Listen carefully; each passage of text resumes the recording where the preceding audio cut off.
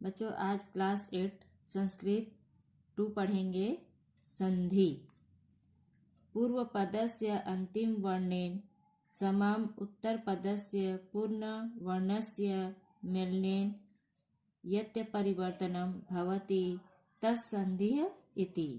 बच्चों संधि का मतलब आप लोग हिंदी में तो जान ही गए हैं, आप लोग जानते भी हैं, हिंदी व्याकरण पढ़े हैं, हिंदी में संधि किसे कहते हैं। तो वैसे भी व्याकरण में भी, संस्कृत व्याकरण में भी संधि है। तो संधि का अर्थ होता है मेल, मतलब दो वर्णों के मेल से जो नया शब्द बनता है उसको संधि कहते हैं। तो अपने आपने संस्कृत पहले अभी पढ़े, उसका हिंदी में है पूर्व पद के अंतिम वर्ण के साथ उत्तर पद के पूर्व वर्ण के मेल से जो परिवर्तन होता है वह संधि कहलाता है। यथा, यथा मतलब जैसे, विद्या धन आलयः, विद्या आ धन आलयः। तो ये अलग अलग वर्ड है, पहला और दूसरा। पहला वर्ण है आपका विद्या, दूसरा है आपका आलयः। तो ये दोनों के मेल हमारा क्या बन गया? विद्यालयः। एवमेव मतलब इसी प्रकार, यदि धन अपि, तो ये हमारा बन गया यद्यपि। वैसे कवि धन इंद्रः, तो बन गया कवीन्द्रः।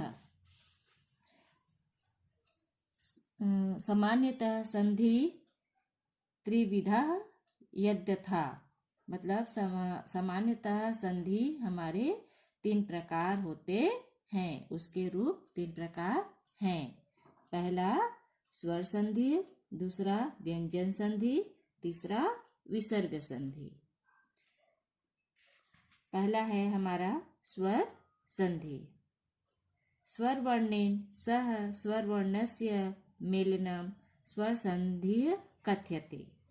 मतलब स्वर संधि, स्वर के साथ स्वर का मेल स्वर संधि कही जाती है।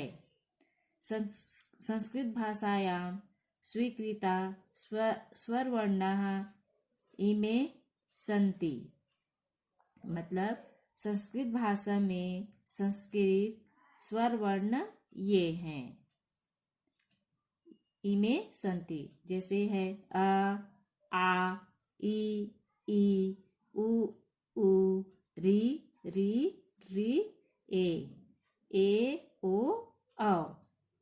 मतलब ये आ, ई, उ, री, ये सब हमारे संस्कृत वर्ण हैं, स्वर हैं ये। स्वर संधो एतेषां परस्मेलनम भवति। स्वर संधि में इसका ही परस्पर मेल होता है।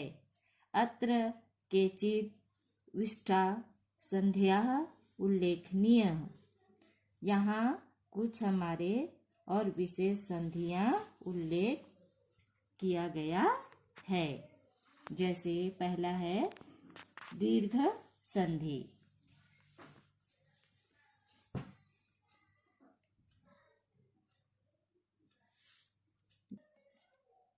अ, ई, उ ह्रस्वेभ्यो दीर्घेभ्यो वेति वर्णेभ्यः परं अ, ई, उ, री, वेति स्वरः दीर्घा वा वर्णाः भवन्ति चेत् तयोः मेलनेन दीर्घः भवति।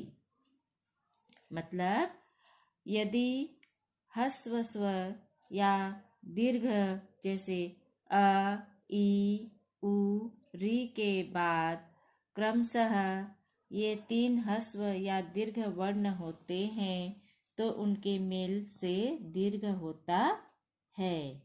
जैसे